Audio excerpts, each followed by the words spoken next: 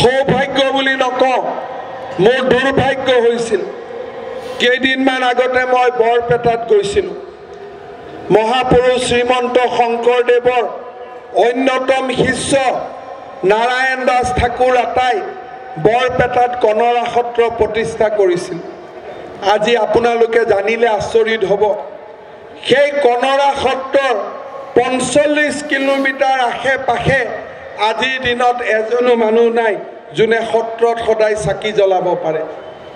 বছৰত মাত্ৰ দুদিনে তাত চাকি জ্বলে।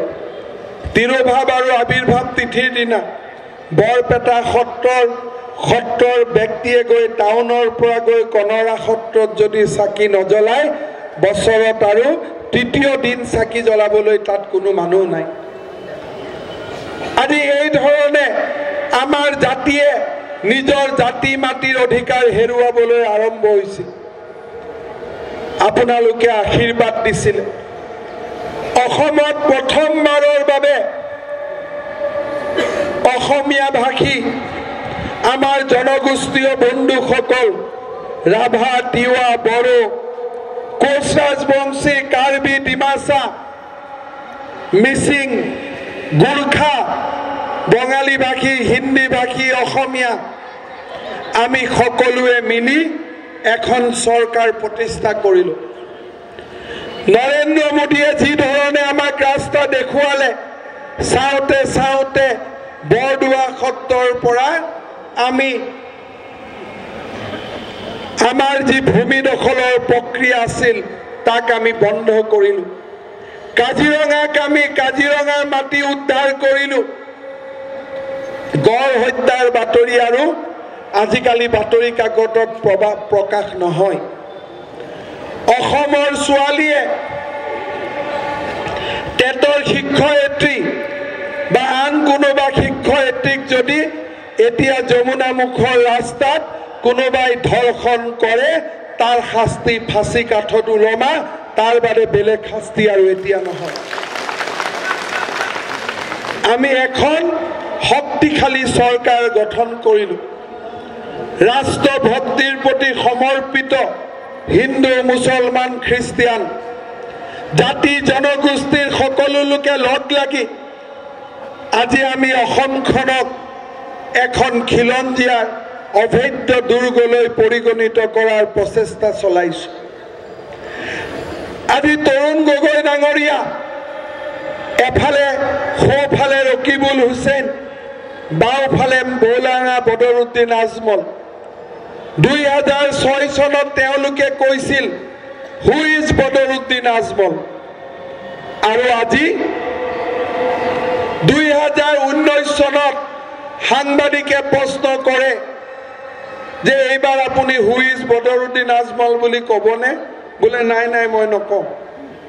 কিয় নকয়? কাৰণ মোৰ ল'ৰা কলিয়াবৰত ইলেকশ্যন উঠিছে। কাৰোবাৰ যদি ভোট নাপাওঁ মই জিকিব নোৱাৰো। গতিকে জাতি প্ৰেম, দেশপ্ৰেম একফালে গ'ল। ধৃতৰাষ্ট্ৰই যেনেকে অন্ধপুত্ৰ স্নেহত এদিন কৌৰৱ পাণ্ডৱৰ যুদ্ধ লগাই কুৰু বংশ ধ্বংস কৰিছিলে, ঠিক সেই ধৰণে তৰুণ গগৈ ডাঙৰীয়ায়ো ভোটৰ লালসত, অন্ধপুত্ৰ স্নেহত আজমল ৰকিবুলৰ ওচৰত আত্মসমৰ্পণ কৰিলে। আমি কলো ভাৰতীয় জনতা পাৰ্টিৰ সদস্যসকল পঞ্চায়ত নিজিকিব পাৰে, আমি জিলা পৰিষদ নিজিকিব পাৰো, আকৌ এবাৰ মন্ত্ৰী নহব পাৰো, MLA নহব পাৰো, কিন্তু জীৱনত শেষ বিন্দু তেজ থকালৈকে আজমল ৰকিবুলৰ ওচৰত আমি আত্মসমৰ্পণ নকৰো। এয়া হৈছে নব্য অসম, এয়া হৈছে নব্য ভাৰতবৰ্ষ। শ্ৰদ্ধাৰ ৰাইজ, আজি নগাঁৱত কি হৈছে? হিন্দু মুছলমান আমি সকলোৱে ইয়াত বাস কৰোঁ। ৰকিবুল হুছেইনক কেনেকুৱা MP লাগে যাতে ৰকিবুল হুছেইনে চুচু চাচা কৰিলে MP জনেও চুচু চাচা কৰি থাকে। ৰকিবুল হুছেইনে গাখীৰটো কলা বুলি ক'লে MP জনেও যাতে কলা বুলি কয়। সোঁফালে যা সোঁফালে যা বাওঁফালে যা বাওঁফালে যা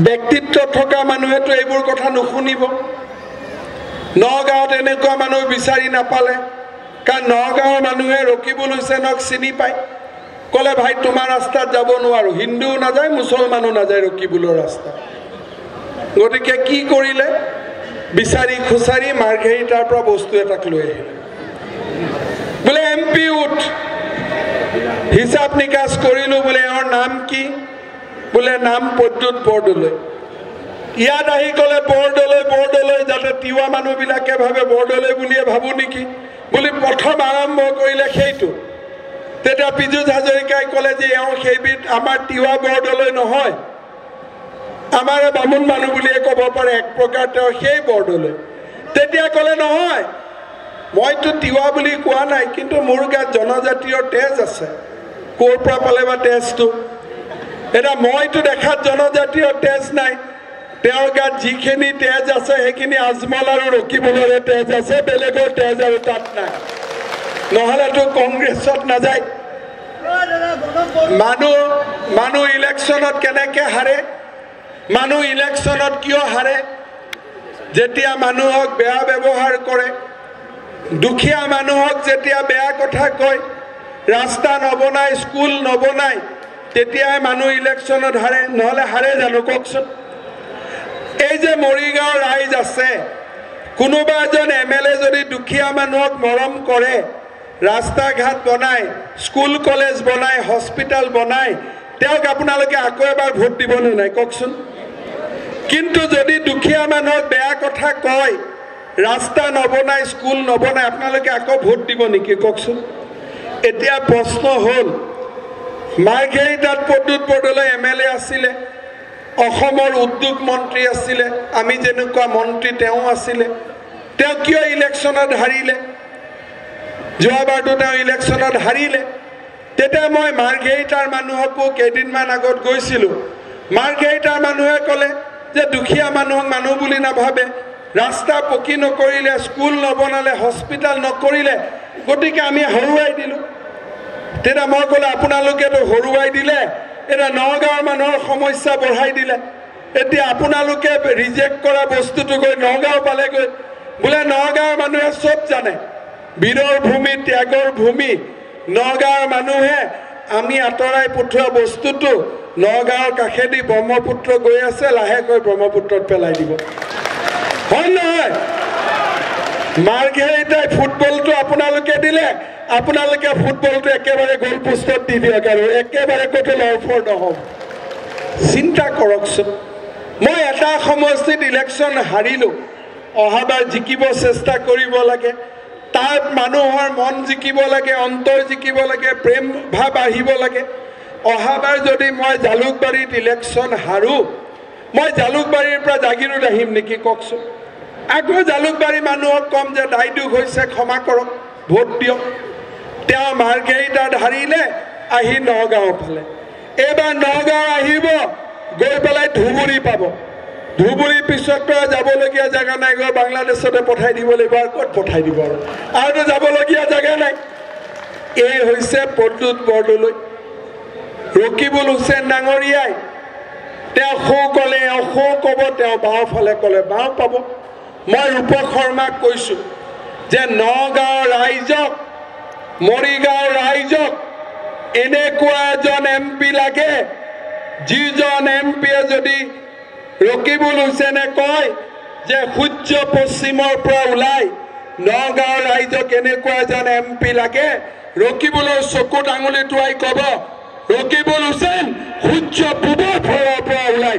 পশ্চিমৰ পৰা নোলায় তেনেকুৱা এজন এমপি এই নগাঁৱৰ পৰা আমাক লাগে আৰু মই বিশ্বাস কৰোঁ ৰূপক শৰ্মা ডাঙৰীয়াই সেই ধৰণে আপোনালোকৰ হৈ কাম কৰিব আপোনালোকৰ স্বাভিমান তেওঁ ৰক্ষা কৰিব শ্ৰদ্ধাৰ ৰাইজ পাহৰি নাযাব মৰিগাঁও বীৰৰ দেশ তিৱা সাম্ৰাজ্যৰ দিনৰ পৰা স্বাধীনতা সংগ্ৰামলৈকে অসম আন্দোলনলৈকে মৰিগাঁও ৰাইজৰ বীৰত্বৰ কথা অসমবাসীয়ে শ্ৰদ্ধাৰে সোঁৱৰণ কৰে সেই মৰিগাঁৱত পৰাজিত সৈনিকৰ কোনো কাম নাই।